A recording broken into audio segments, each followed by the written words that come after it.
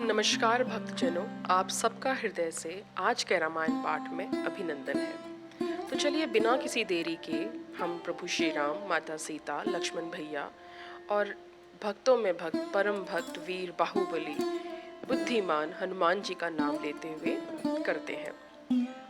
हमने last episode में देखा था कि माता पार्वती के मन में शंका हो गई है कि राम कौन है, मतलब जो पर ब्रह्म तत्व है वो राम क्या वही राम है जो अयोध्या में जन्मे हैं, या जो ब्रह्म तत्व की हम बात कर रहे हैं वो कोई और राम है।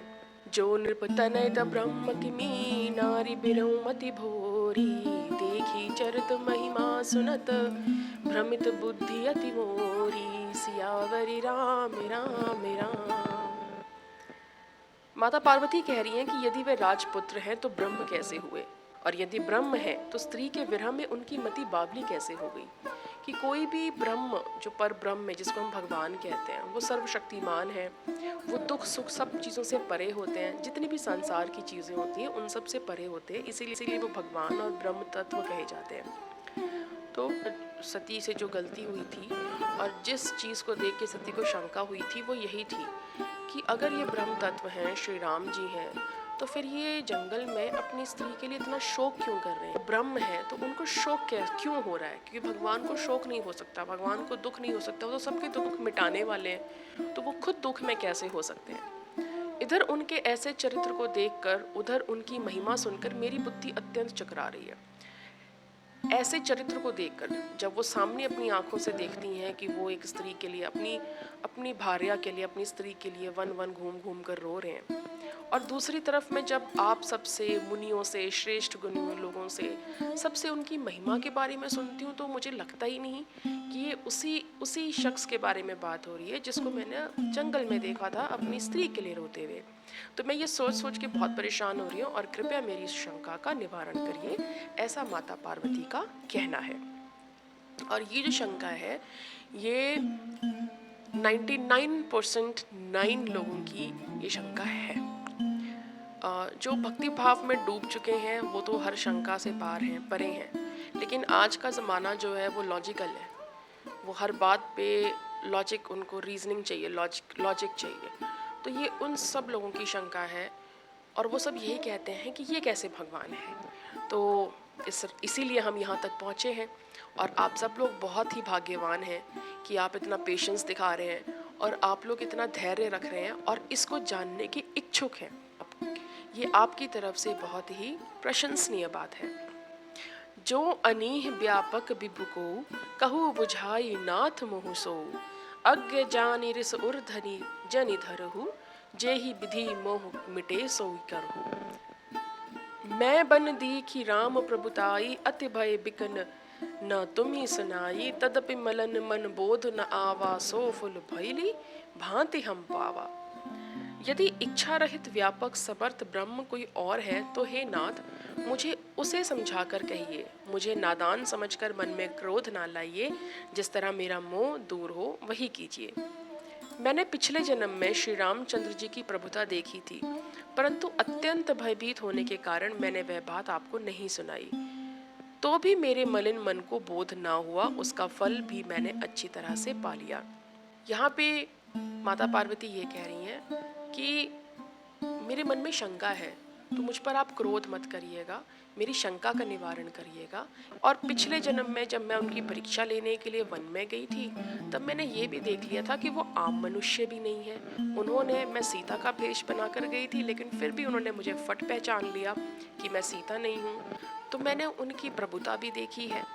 उस टाइम मैं बहुत डरी हुई थी, तो मैं आपसे वो सारा वृत्तांत कह नहीं पाई थी, और वो मैंने आपसे छुपाया। मैंने प्रभु श्री राम की परीक्षा ली, जिसका फल मैंने भोगा। मुझे बहुत दोबारा से परिश्रम, मेहनत करके एक शरीर त्याग के दूसरा शरीर धारण करना पड़ा, और आज मैं यहाँ पर बड़ी मुश्किलों से पहुँची हूँ। तो मैं समझ रही हूँ कि कुछ ना कुछ तो है, लेकिन वो असली तत्व क्या है वो मेरी समझ में नहीं आ रहा है। अजं कुछ संशय मन मोरे, करहु कृपा बिनवई कर जोरे, प्रभु तब मोहि बहु भांति प्रबोधा, नाथ सुनो समझई करी जनि क्रोधा। तब कर अस विमोह अब नाही, राम कथा पर रुचि मन माही, कहू पुनीत राम गुण गाथा, भुजग राज भूषण सुरनाथा। अब भी मेरे मन में कुछ संदेह है, आप कृपा कीजिए, मैं हाथ जोड़कर विनती करती हूँ। हे प्रभु, आपने उस समय मुझे बहुत तरह से समझाया था, फिर भी मेरा संदेह नहीं गया। हे नाथ, यह सोचकर मुझ पर क्रोध ना कीजिए। मुझे अब पहले जैसा मोह नहीं है, अब तो मेरे मन में राम कथा सुनने की रुचि है।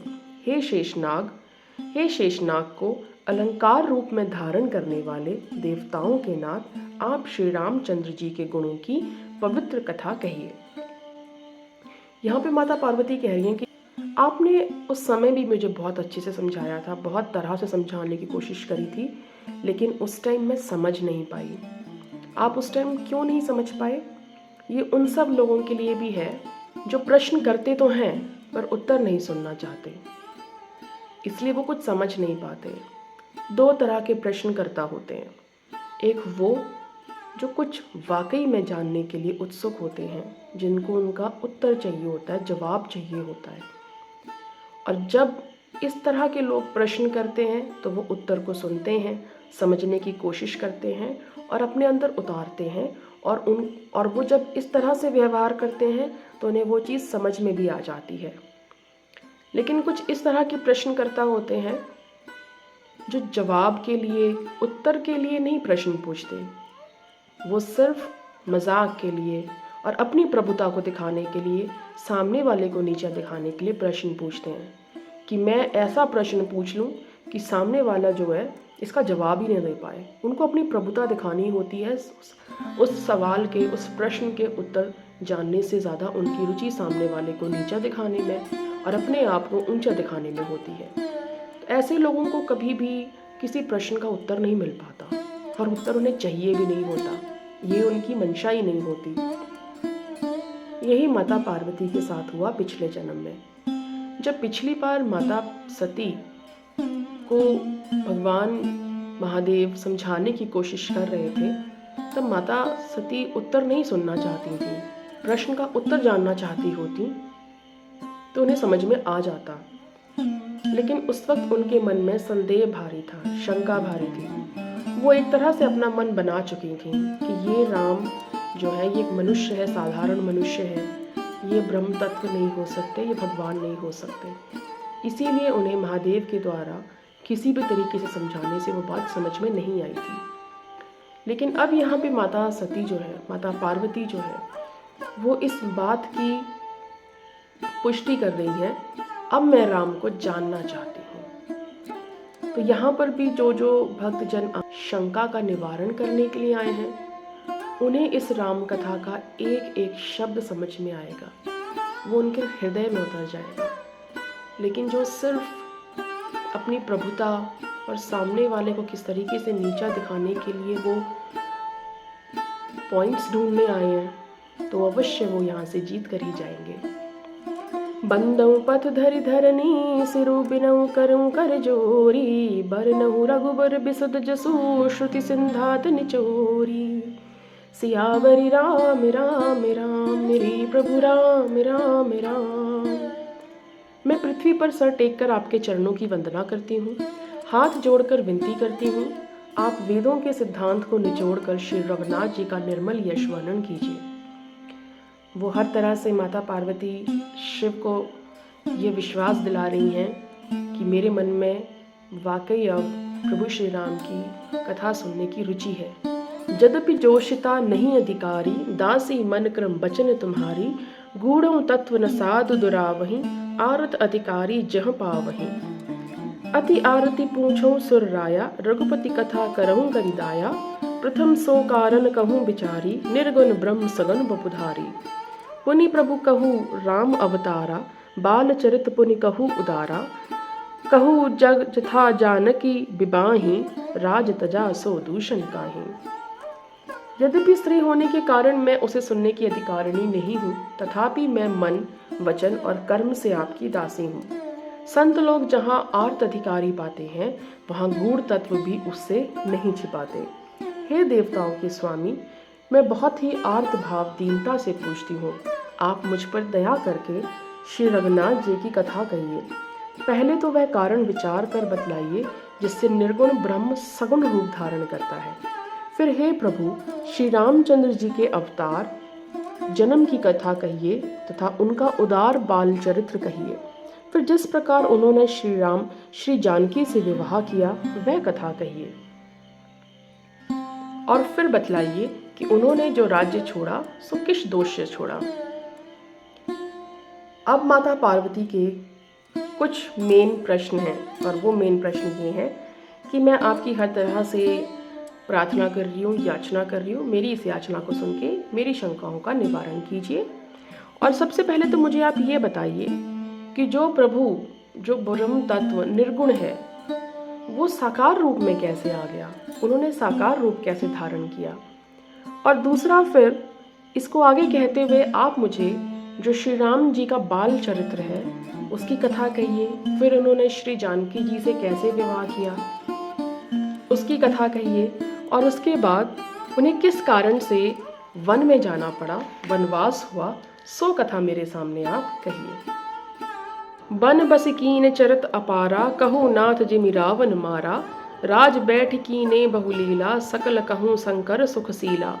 हे नाथ, फिर उन्होंने वन में रहकर जो अपार चरित्र किए थे, जिस तरह रावण को मारा, वह कहिए।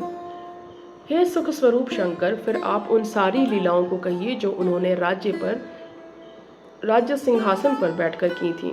माता पार्वती अब भगवान राम से जुड़ी हुई हर कथा को जान लेना चाहती हैं। बहुरी कहू करुणात आयन, कीन जो अचरज राम। प्रजा सहित रघुवंशनी, किमि कवने निज धाम। हे कृपा धाम, फिर वह अद्भुत चरित्र कहिए जो श्री रामचंद्र जी ने किया। वे रघुकुल शिरोमणि प्रजा सहित किस प्रकार अपने धाम को गए। क्या आप सबको पता है कि श्री रामचंद्र जी जब वापस अपने धाम को, इस पृथ्वी को छोड़कर गए हैं, तो अपनी पूरी प्रजा को साथ ले गए थे, क्योंकि उनकी प्रजा उनको छोड़ने को तैयार नहीं थी। और मैं तो कभी कभी ये भी सोचती हूँ कि वो प्रजा कितनी भाग्यशाली होगी। और भाग्यशाली नहीं होगी, वो ज़रूर से बहुत बड़े भक्त रहे होंगे प्रभु श्री राम के। कई जन्मों की उनकी साधना तपस्या होगी, तभी उन्हें वो आनंद प्राप्त हुआ। पुनि प्रभु कहू सुतत्व बखानी, जहि विज्ञान मुगन मुनि ज्ञानी। मगन मुनि ज्ञानी, भगति ज्ञान विज्ञान विरागा। पुनि सब बरनहु सहित विभागा। और राम रहस्य अनेका, कहू नाथ अति विमल विवेका। जो प्रभु मैं पूछा नहीं होई, सो दयाल राखो जन कोई। तुम त्रिभुवन गुर वेद बखाना, आन जीव पावर का जाना। प्रसन्न उमा के सहज सुहाई, छल विहीन सुनि सब मन भाई। हर ही रामचरित सब आए, प्रेम पुलक लोचन जल छाए। श्री रघुनाथ रूप उर आवा, परमानंद अमित सुख पावा। हे प्रभु, फिर आप उस तत्व को समझाकर कहिए जिसकी अनुभूति में ज्ञानी मुनिगण सदा मग्न रहते हैं। और फिर भक्ति ज्ञान विज्ञान वैराग्य का विभाग सहित वर्णन कीजिए। यहाँ पे माता पार्वती कह रही हैं कि मुझे वो तत्व बताइए जो सारे ज्ञानी जन और मुनिगण जिसको जानते हैं, और जिसकी वजह से वो हमेशा मग्न रहते हैं, हमेशा प्रसन्न रहते हैं। ऐसा क्या जानते हैं वो कौन सा तत्व है। फिर आप मुझे बताइए कि भक्ति में, ज्ञान में, विज्ञान में और वैराग्य में क्या डिफरेंस है, या क्या चीज़ इनको विभाजन करती है। साथ ही माता पार्वती कह रही हैं कि श्री रामचंद्र जी के और भी जो अनेक रहस्य हैं, अनेक छिपे हुए भाव जो हैं, चरित्र हैं, जो उनके गुण हैं, वो भी आप मेरे से कहिए। हे नाथ, आपका ज्ञान अत्यंत निर्मल है। हे प्रभु, जो बात मैं ना भी पूछ रही हूँ, सो दयालु आप उसे ना छिपा के रखिएगा। और मुझे बताइए कि कोई चीज़ अगर मैं नहीं भी जानती और मैं ना पूछ पा रही हूँ, तो आप उस भाव को भी मुझे बताइएगा, मेरे से कुछ मत छुपाना। वेदों ने आपको तीनों लोकों का गुरु कहा है, दूसरे पामर जीव इस रहस्य को क्या जाने। पार्वती जी ने सहज सुंदर और छल रहित सरल प्रश्न सुनकर शिव जी के मन को बहुत अच्छे लगे। जब शिव ने ये देखा कि माता पार्वती बिल्कुल निर्मल और सरल होके प्रभु श्री राम के बारे में जानना चाह रही हैं, तो उनको बहुत प्रसन्नता हुई। श्री महादेव जी के हृदय में सारे रामचरित्र आ गए। प्रेम के मारे उनका शरीर पुलकित हो गया और नेत्रों में जल भर आया। श्री रघुनाथ जी का रूप उनके हृदय में आ गया, जिससे स्वयं परमानंद स्वरूप शिव जी ने भी अपार सुख पाया। क्या आप इस बात का अंदाज़ा लगा सकते हैं यहाँ पे श्री राम की कथा के बारे में सुन के, उसके बारे में सोच के महादेव की आंखों में क्यों अश्रु आ गए। इस भाव को आप इस तरीके से जानने की कोशिश करिएगा कि जब आप अपने जीवन में किसी से प्रेम करते हैं, चाहे वो व्यक्ति हो, चाहे वो प्रकृति हो, या कोई भी ऐसी चीज़ जिससे आप प्रेम करते हैं, जब उसको ही वो व्यक्ति भी प्रेम करने लगे, जिसको जो आपके साथ है, जो आपके निकटतम है, जो आपके हृदय के करीब है, जब वो व्यक्ति भी उसको उतना ही प्रेम करने लगता है, उतना ही आदर और सम्मान देने लगता है, तब आपका हृदय जो है भावों से गदगद हो जाता है, क्योंकि आपको अच्छा लगता है कि वो भी उसी चीज़ में रुचि दिखा रहा है जिसमें रुचि आपकी है। फिर यहाँ तो बात श्री रामचंद्र जी की है। महादेव को ये जानकर इतना आनंद होता है कि माता पार्वती आज निर्मल हो चुकी हैं, पवित्र मन से, सरल मन से भगवान श्री राम जी के बारे में वाकई जानना चाहती हैं। माता पार्वती श्री राम जी के बारे में कह रही हैं, तो उनके सामने श्री राम जी का सारा चरित्र आ गया कि कैसे उनका जन्म हुआ, कैसे वनवास हुआ, कैसे श्री राम जानकी जी से विवाह हुआ, कैसे राम वध किया। इन सब में जितने भी राम के प्रसंग थे, जितनी भी उनकी लीलाएं थी, वो सब भगवान श्री राम की लीलाएं जो हैं महादेव की आंखों के आगे घूमने लगी, तो वो उस भाव से गदगद हो गए और उनकी आंखों में अश्रु आ गए। मगन ध्यान रस दंड जुग पुनि मन बाहिर कीना, रघुपति चरत महेश तब हर्षित बरने लीना। सियावर राम राम राम मेरे प्रभु राम राम राम। शिव जी 2 घड़ी तक ध्यान रस से आनंद में डूबे रहे। फिर उन्होंने मन को बाहर खींचा और तब वे प्रसन्न होकर श्री रघुनाथ जी का चरित्र वर्णन करने लगे। पहले उन्होंने खुद उसका आनंद लिया और फिर जब उस आनंद से अपने आप को बाहर निकाल के लाए, अब वो श्री राम कथा का वर्णन किस प्रकार करते हैं, ये आगे सुनने में बड़ा रुचिकर रहेगा। झूठे सत्य जाहि बिनु जाने, जिमि भुजंग बिनु रज पहचाने। जही जाने जग जाई हेराई, जागे जथा स्वप्न भ्रम जाई। जिसके बिना जाने झूठ भी सत्य मालूम होता है, जैसे बिना पहचाने रस्सी सांप का भ्रम हो जाता है, और जिसके जान लेने पर जगत उसी तरह लोप हो जाता है, जैसे जागने पर स्वप्न का भ्रम हो जाता है। कि जब आप तक राम कथा को नहीं जानते, जब तक आपने राम को नहीं जाना, तब तक झूठ भी आपको सत्य लगता है। जब तक आप सत्य को नहीं जानते, झूठ भी सत्य मालूम पड़ता है। जिस प्रकार जब हम अंधकार में होते हैं, सांप को रस्सी, रस्सी को सांप समझ लेते हैं, लेकिन ज्ञान रूपी प्रकाश होते ही हमारे सामने क्लियर हो जाता है कि कौन सा सांप है, कौन सी रस्सी है। उसी प्रकार जगत का मोह आपका गायब हो जाता है। जब आपको श्री रामचंद्र जी की कथा से आप अवगत होते हैं, वो आपके अंदर उतरती है, तो जगत का सारा लोभ मोह आपके अंदर से वैराग्य को प्राप्त हो जाती है। और उसी प्रकार श्री रामचंद्र जी की कथा सुनने से आपका भ्रम दूर हो जाता है, जैसे हमें स्वप्न में भ्रम होता है। जब हम स्वप्न देख रहे होते हैं तो हमें लगता है यही सत्य है, लेकिन जब हम स्वप्न से जागते हैं तो हमें पता चलता है कि वो भ्रम था और सत्य तो ये है जो अब हम देख रहे हैं। बंदों बाल रूप सोई रामू, सब सिद्धि सुलभ जपत जिस नामू। मंगल भवन अमंगल हारी, द्रवो सुदशरथ अजर बिहारी। करी प्रणाम रामई त्रिपुरारी, हर्ष सुधा समगिरा उचारी। धन्य धन गिरिराज कुमारी, तुम समान नहीं को उपकारी। पूछे रघुपति कथा प्रसंगा, सकल लोक जग पावनी गंगा। तुम रघुबीर चरण अनुरागी, कीनु प्रसन्न जगत हित लागी। मैं उन्हीं श्री रामचंद्र जी के बाल रूप की वंदना करता हूँ, जिसका नाम जपने से सब सिद्धियां सहज ही प्राप्त हो जाती हैं। मंगल के धाम अमंगल के हरने वाले, श्री दशरथ जी के आंगन में खेलने वाले वह बाल रूप श्री रामचंद्र जी मुझ पर कृपा करें। महादेव कह रहे हैं कि श्री रामचंद्र जी का नाम जपने से सारी सिद्धियां अपने आप ही मिल जाती हैं, जो लोग बड़ी बड़ी तपस्या करके प्राप्त करने की कोशिश करते हैं। और मंगल के करने वाले, अमंगल को हरने वाले श्री राम जो हैं दशरथ जी के आंगन में जन्मे हैं, मैं तुम्हें उन्हीं की कथा बताता हूँ और वो मुझ पर कृपा करें। त्रिपुरासुर का वध करने वाले शिव जी श्री रामचंद्र जी को प्रणाम करके आनंद में भरकर अमृत के समान वाणी बोले, हे गिरिराज कुमारी पार्वती, तुम धन्य हो, धन्य हो, तुम्हारे समान कोई उपकारी नहीं है। अच्छा, यहाँ पे मैं एक चीज़ आपको और बताना चाहूँगी, जो चौपाई है वो बहुत फेमस है। मंगल भवन अमंगल हारी, द्रवहु सुदशरथ अजर बिहारी। राम सिया राम सिया राम जय जय राम। अब आपको पता है कि ये चौपाई कहाँ आती है। ये चौपाई आती है रामचरितमानस में बालकांड में 111वें दोहे के बाद। और इसका मतलब क्या है? मंगल भवन अमंगल हारी, मंगल को करने वाले अमंगल को हरने वाले।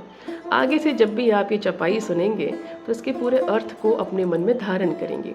मंगल भवन, मंगल को करने वाले, अमंगल को हरने वाले, अमंगल हारी। कई लोग उल्टा गा देते हैं, आप उल्टा मत गाइएगा कि मंगल भवन, कई लोग मंगलहारी भी बोल देते हैं। अमंगल को हरने वाले।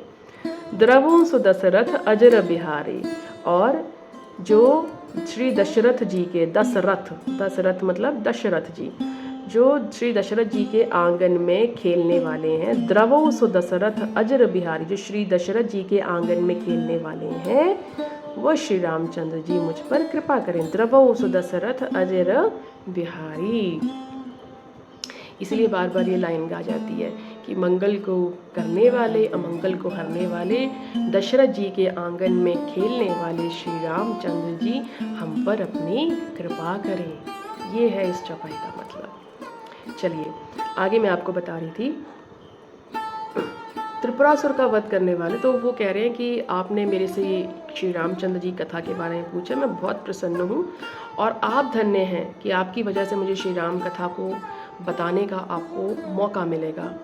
और इसी के साथ मैं भी अपने उन सभी भक्तजनों को भी धन्यवाद कहना चाहूँगी जिन्होंने मुझे प्रेरित किया इस राम कथा को कहने के लिए। मेरा हृदय से उनको आभार है, क्योंकि उनके ही कारण मैं आज ये राम कथा कर पा रही हूँ और इसके लिए मैं उनके आभारी हूँ, क्योंकि ये सौभाग्य जो मुझे प्राप्त हो रहा है इसके लिए बहुत बहुत आभार। जो तुमने श्री रघुनाथ जी की कथा का प्रसंग पूछा है, जो कथा समस्त लोगों के लिए जगत को पवित्र करने वाली गंगा जी के समान है, तुमने जगत के कल्याण के लिए ही प्रश्न पूछे हैं। तुम श्री रघुनाथ जी के चरणों में प्रेम रखने वाली हो। यहाँ पे महादेव माता पार्वती की प्रशंसा करते हुए कहते हैं कि तुमने ये जो प्रश्न मेरे से किया है, ये तुमने इसीलिए किया है क्योंकि तुम चाहती हो कि ये जो रामचंद्र की कथा ये पूरे संसार में पहुँचे, और जगत के कल्याण के लिए तुमने इस कथा को, इस प्रसंग को मेरे से पूछा है। राम कृपा ते पार्वती सपने तब मन माही, शोक मोह संदेह भ्रम मम विचार कुछ नाही। हे पार्वती, मेरे विचार में तो श्री राम जी की कृपा से तुम्हारे मन में स्वप्न में भी कोई शोक मोह संदेह और भ्रम कुछ भी नहीं है। तुम्हारे मन में कोई शोक नहीं है, लेकिन तुम संसार का कल्याण करना चाहती हो, इसलिए तुम इस कथा को मेरे से पूछ रही हो। तदपि असंका कीन सोई, कहत सुनत सब कर हित होई। जी हरि कथा सुनई नहीं काना, श्रवण रंध्र अहि भवन समाना। नए नहीं संत दरस नहीं देखा, लोचन मोर पंख कर लेखा। से तिर कटो तंबुरी समतूला, जे ना नमत हरि गुर पदमूला। जी हरि भगति हृदय नहीं आनी, जीवत सम सब समान तई प्राणी। जो नहीं करई राम गुण काना, जी सो दादुर जिह समाना।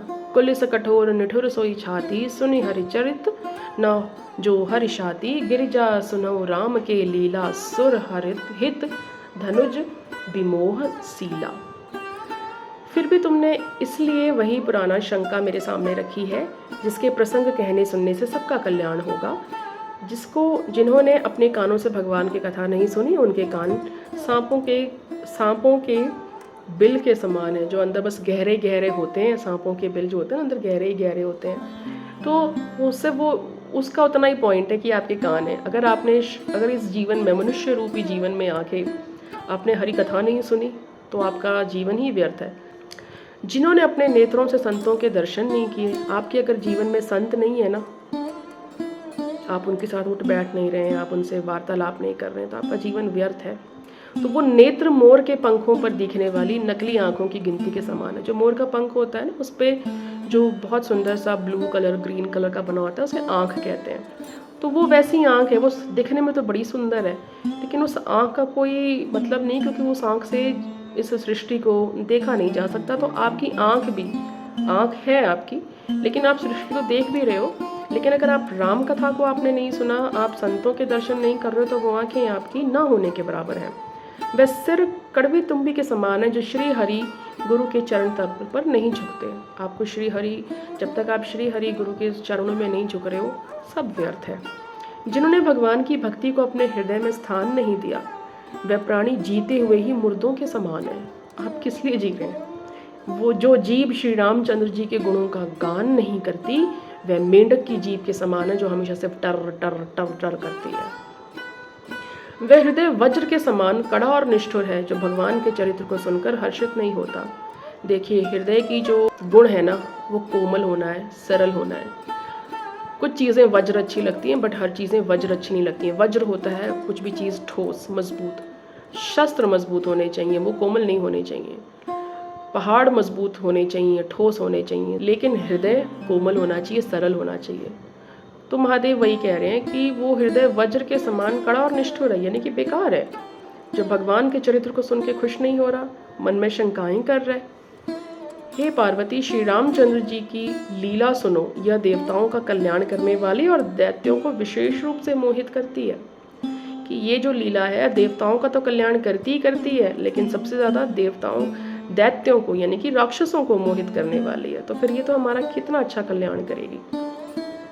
राम कथा सुरधेनु समा सेवत सब सुख जानी, सत समाज सुर लोक सभा को ना सुने अस जानी, सियावरी राम राम राम। श्री रामचंद्र जी की कथा कामधेनु के समान सेवा करने से सब सुखों को देने वाली है। कामधेनु क्या? कामधेनु जो है कल्प वृक्ष की तरह ही एक गाय है जो समुद्र मंथन के टाइम पर राक्षसों के और देवताओं के समुद्र मंथन करने से निकली थी।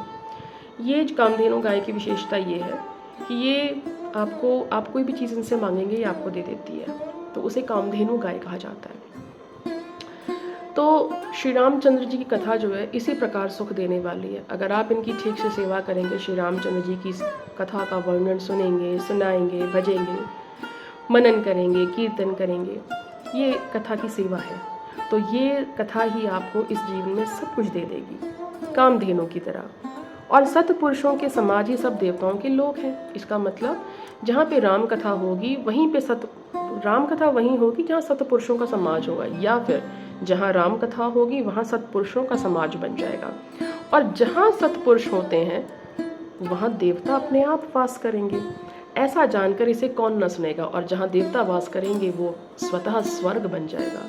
तो जब इस राम कथा के इतने लाभ हैं तो कोई इसे क्यों नहीं सुनना चाहेगा। अब आगे महादेव के मुख से श्री राम कथा किस तरह प्रवाहित होती है ये जानना बहुत ही रुचिकर रहेगा।